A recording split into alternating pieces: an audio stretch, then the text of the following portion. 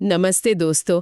आज की इस खास चर्चा में हम लोग एक बहुत ही कमाल के हिडन जेम की तरफ चलने वाले हैं।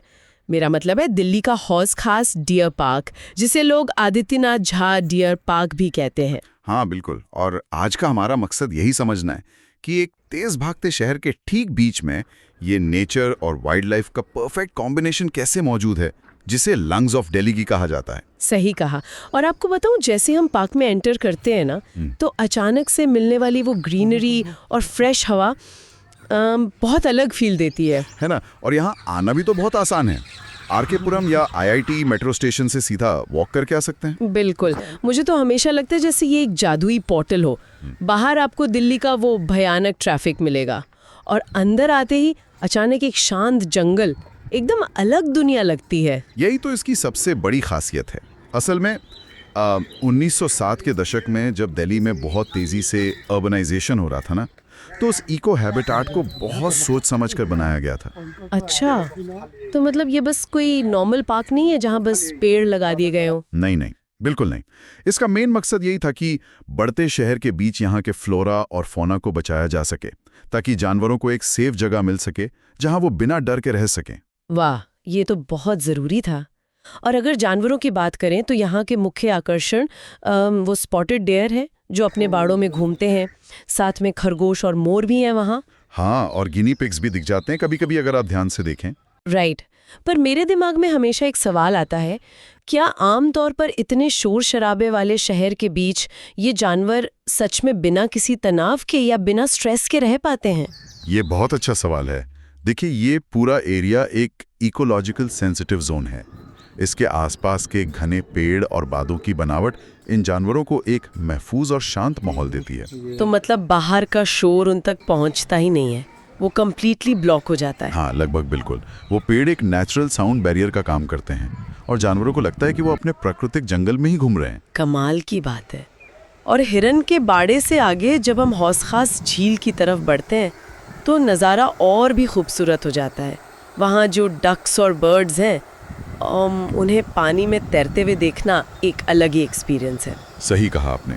खासतौर पर वो इंडियन स्पॉट बिल्ड डक, जिनके पंखों में एक बहुत ही चमकदार ब्लू ग्रीन पैच होता है। ओ हाँ, पता है, जब भी मैं उस स्पॉट बिल्ड डक को देखती हूँ ना, तो मुझे तुरंत वो जापानीज मैंगा वन पीस का वो कारू कैरेक्टर याद आ जाता है। एकदम वैसी लगती है वो। हाँ, कह सकते हैं। और वहाँ लाउडली आवाज निकालने वाली स्नो गीज भी तो होती हैं, जो काफी शोर मचाती हैं। साथ ही एक और बर्ड मिलती है जिसे रेड वाटर लैपविंग कहते हैं। अच्छा, वो क्या खास करती है? उसकी आवाज बहुत यूनिक होती है। अगर ध्यान से सुने तो लगता है जैसे वो अंग्रेजी में पूछ रही हो, डिड ही डू इट। एकदम ऐसी आवाज निकालती है वो। अरे वाह, ये तो बहुत मजेदार है। अगली बार जाऊंगी तो जरूर ध्यान से सुनूंगी। खैर, नेचर के अलावा इस जगह को हिस्ट्री से भी तो जोड़ा जा सकता है ना? बिल्कुल जोड़ा जा सकता है। लेक क्लास पास ही आपको दिल्ली सुल्तनत के दौर के पुराने खंडर मिलेंगे। पार्क के अंदर ही बाग आलम गुंबद है और काली गुमती भी मौजूद है। और वो एक पुराना कुआं भी तो है वहाँ, जिसे लोग देखने आते हैं। तो लोग यहाँ ज्यादा क्या देखने आते हैं? सिर्फ नेचर के लिए आते हैं या हिस्ट्री उन्हें ज्यादा अट्रैक्ट करती है? देखिए, सच कहूँ तो दोनों का यही कॉम्बिनेशन इस जगह को इतना खास बनाता है। नेचर की शांति और हिस्ट्री का एक रहस्य, दोनों का अपना एक अलग मजा है यहाँ पे। हाँ, ये तो है। और पार्क के अलग अलग हिस्सों की वाइब्स भी तो कितनी अलग हैं। जैसे वो रोज गार्डन है जहाँ अलग ही शांति होती है, और कपल्स के लिए एक अलग शांत एरिया बनाया गया है। सही बात है। बच्चों के लिए खेलने के झूले भी हैं और संडे को लोग वहाँ ओपन एरियाज में क्रिकेट खेलते हुए भी दिख जाते हैं। तो ये जगह एक तरह से सबके लिए है। बिल्कुल। फ्रेंड्स हो, फैमिली हो या कपल्स, सबके लिए एकदम सेफ और रिलैक्सिंग स्पॉट है। तो दोस्तों, अगर सिटी की इस भरी भीड़ से और ट्रैफिक से ब्रेक लेना हो तो ये शांत जगह एक बेहतरीन ऑप्शन है सबके लिए। एकदम सही।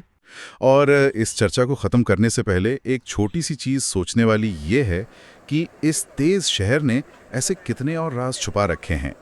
हाँ, सोचिए ना कि इतने आधुनिक शहरों के बीच क्या ऐसे और भी पुराने इकोसिस्टम हमारी नज़रों से छुपे हो सकते हैं, जो बस शांति से हमारी खोज का इंतज़ार कर रहे हैं?